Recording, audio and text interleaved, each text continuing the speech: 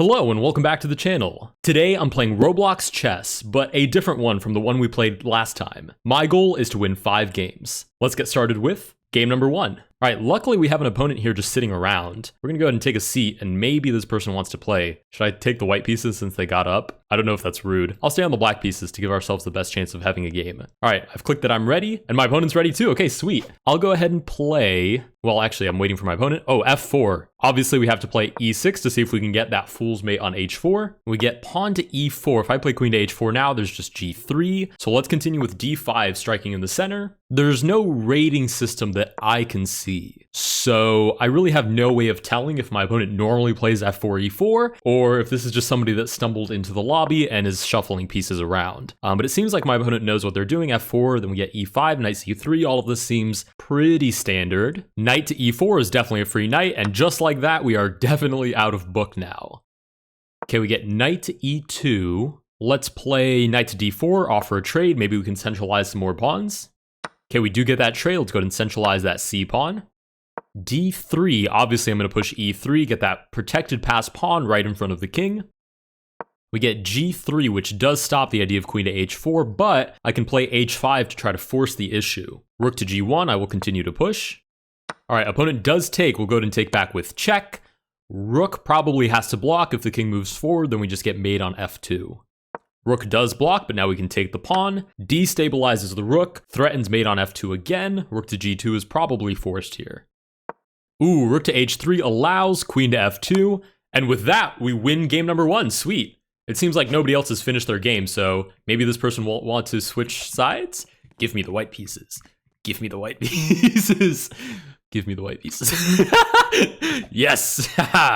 We've taken the white pieces. I don't know if our opponent was happy with that, but it is the fair thing to do. That's what I always taught my kids at chess camp. When you finish the game, you stand up, switch chairs, and switch sides. All right, we are both ready. Let's go ahead and start with game number 2. Start off with the normal London system. We get d5. It's interesting because our opponent played a sound opening. It was a little bit aggressively. It was almost like the king's gambit, but I played d5. We get f5. This could turn into a Dutch. We do get knight to f6. Again, this is theory. This is all by the book. b5, and then right away, another free piece. It's very strange how my opponent is playing. It's by the book for like the first 3 to 4 moves, and then out of nowhere, free piece. Ooh, king comes out to play. Let's give a little check with the knight in the center. And it seems like we have somebody new walking around now as well. Oh, I can go like this. That's kind of cool. Doesn't really help with the orientation though, so go ahead and stay like this. King goes back to g8. I'm thinking if there's any way to actually force this attack. Let's play c4 and see if we can get on this light square diagonal.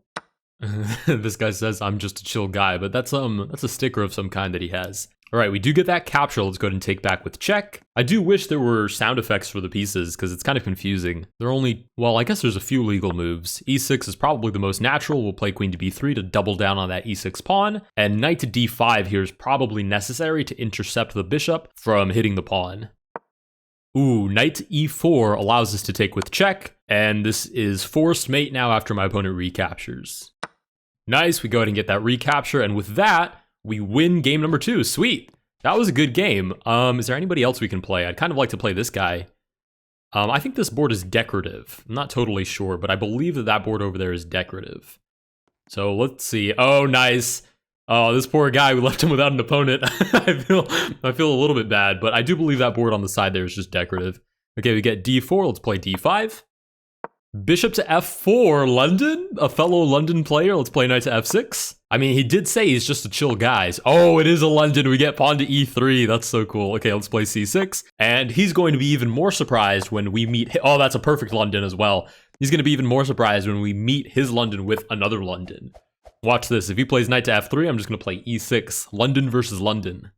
Ooh, queen to a4. Early queen development is always something to be a little bit suspect of. We'll go ahead and just play e6, because the problem is the queen by herself is going to have a really hard time penetrating the entire army's position. She normally comes in either to give checkmate, or once the position has opened up enough and there's an actual attack going on. But right now, we still need to focus on development and actually castling. b4, okay, let's offer a trade. This London has gone a little bit awry. It's not really a London anymore. Knight to d2, we'll go ahead and take on f4, double the opponent's pawns, and now we'll just castle out of the way. Nice, we castle out of the... Wait, what? Oh, I have to click the rook, I see. Okay, we castle out of the way, and now you see the issue. The queen is developed, the pawns are definitely coming forth, but I can actually focus on counterattacking because I'm, at least for the most part, developed, and my king is tucked away. So let's take back in the center, now hitting the rook. Knight to e5, let's take on a1 with check. King comes up towards the center. This is getting quite scary very quickly. Queen to b2 check. And then we should have either knight to d5 or knight to e4 or something along those lines. Bring another piece into the attack so we can actually deliver checkmate. So knight to e4 right now threatens queen to d2, which would wrap up the game with mate. If my opponent defends d2, then hopefully we can target f2 instead. Oh, knight takes c6, crazy knight sacrifice. We play queen to d2. And with that, we win game number 3. Okay, who can we play now? I mean, we could rematch against this opponent, but I don't know if I want to count that as a victory. Let's see what's going on this board. What's going on over here?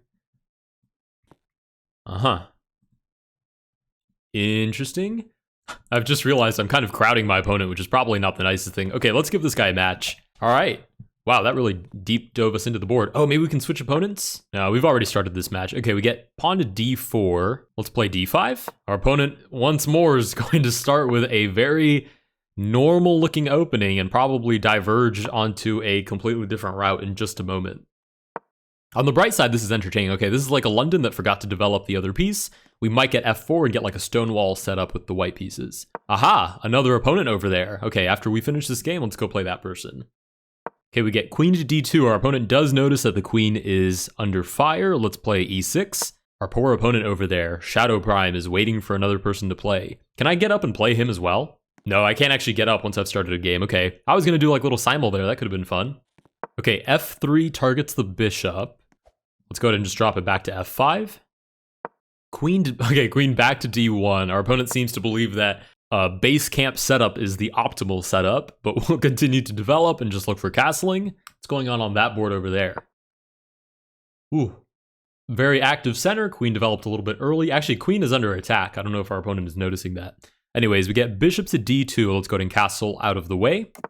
h4 is very aggressive. Let's play c5. Truth is, I know my opponent is prone to making blunders, so honestly, the sooner I start my attack, probably the better. What I'm thinking here, okay, let's go ahead and take. What I'm thinking here is I need somebody that can target e2 so that I can wrap up the game with bishop g3 check, king to e2, and then like bishop d3 mate, for example. Oh, nice. Okay, we might get exactly that. Bishop g3 check leaves only one legal move. We do get king to e2, and with that, we deliver 2 bishops mate. That was pretty sweet. All right, let's go play this guy. No, don't take my... No! I've been stolen. Look at my sad face. Look what you've done. Are you proud of what you've done? Sigh. I guess these tiny legs. Look at my tiny legs. That's the issue. It's these tiny legs not doing me any favors. All right, let's just watch some games. We have a very active king. Aha! A new opponent, my friend. Why don't you take the white pieces so we can play a quick game? It seems to be an all-black cowboy with a chicken leg. Okay, didn't like the chicken leg comment, disappeared. Okay, let's go ahead and check out what's going on over here. Again, actually a normal opening. This is very confusing. This person is playing like very, and then the bishop goes back. I think Dom might know like a few opening moves, a few very specific opening moves, and then doesn't really know what to do after that. All right, I guess we just take a seat until somebody shows up and wants to play. Aha, we have a new contender with all sorts of funny stuff on their outfit. Take a seat, my friend. Yes, let us play. I gotta say that I'm ready, and let's go ahead and start with d4. I'm gonna keep this close-up view of the board. I kind of like it. Wait a second. Holy smokes. This guy's dressed up like some sort of Tony Stark and play. Okay, we get h6. Clearly, our opponent does not have the engine turned on. There's no stockfish in any of these tech things. Okay, a5. Normally I would play the London, but if my opponent's going to forfeit total control of the center, then I will seize total control of the center. Oh, d5. Nice. Our opponent says, wait, you're going to the middle, so am I. Let's play e5. Go right past. e6. Develop the knight. We do have a decent center, but a lot of how this position develops depends on what my opponent plays. Okay, f6. We'll play bishop d3, looking for bishop g6. We do get that capture. Let's take with the knight. We might actually get a pretty crazy checkmate here. It's up to me to find it, though. Okay, g5. Let's bring the queen in with check. Opponent thinking, but there's only one legal move here, which is king to e7. And my question is, how do I actually win after that? Because queen to f7 welcomes king to d6. And then if I remove the knight to give check, then the knight doesn't cover c6, so the king can just shuffle over. So maybe after king e7, just knight g6. Bishop covers the d6 square, so king d7. If I take the rook, oh, but we get resignation, nice. With that, we do win game number 5. Do we give our opponent a rematch? Hold on, let's switch colors, buddy. You can take the white pieces this time. This is the only thing that you have to make sure that you're not just switching colors so you can get the white pieces. Do you want to play as white? He says I got bugged. As you can see, the technology is not working out so well. Okay, let's hop into this chair, say that we're ready to go, and we'll go ahead and throw in a little bonus game. But this time, let's see, what should my drawback be? This time, I won't move my queen. How about that? I won't move my queen for the whole game. All right, we get f4. Let's go ahead and play knight to f6. a3 again. Let's play c5. I'm going to play this a fair bit more aggressively than I would play a normal game. Let's go ahead and take on d4. If the queen recaptures, we have knight to c6. And if any other move, then we just picked up a free pawn. Nice. Let's go ahead and play knight to c6. Pawn to f5. Let's take with the bishop. Again, I'm not going to move my queen, so if I take advantage of these dark squares, it has to be with my own dark squared bishop. Let's play e5. And then I think the idea here is like bishop c5, knight e4, bishop f2 would be mate. So let's go ahead and take on e4. Now if my opponent takes on d5, I won't take back. Let's play bishop c5. Pawn to a4. If I play check, my opponent moves forward. Bishop g4, king d3. And I don't actually get checkmate there. Not to mention, if bishop f4, my opponent could just sacrifice the rook as well. Let's play h5 with the idea of bishop to g4 targeting the queen. Bishop g4, nice, we take, or rather pawn g4, which means we play bishop to g4. Pawn to a5, we pick up the queen, sure, thank you. If opponent takes back, then it welcomes a fork with knight to f2. And opponent's best bet here is probably just to sacrifice the rook for the knight. All right, we do get that sacrifice. That was actually a very sound trade. We're going to take back with the bishop. And like I said, I'm not going to move my queen, so I should probably castle and then just push my pawns. Knight to a3, sure. Let's castle out of the way. And then I guess just f5, g5, f4, g4. Send everybody to the other side. Go, just push, push, push. Bishop sack, sure, let's take with the rook. King moves out of the way, we move the bishop back, we hit the knight, and we hit the bishop at the same time. Let's take the bishop with check. King moves forward to d2, let's go ahead and pick up the knight. And I wonder if we can get mate here. Let's play check. Now let's play e4.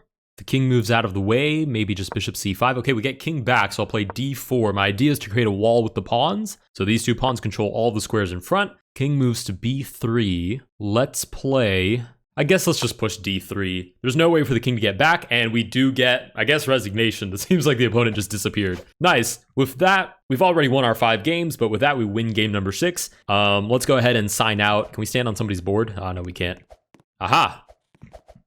Let's go ahead and stand on this board. Oh, I can't stand on any of the boards. Wait a second. Can I stand on your head? Okay, sweet.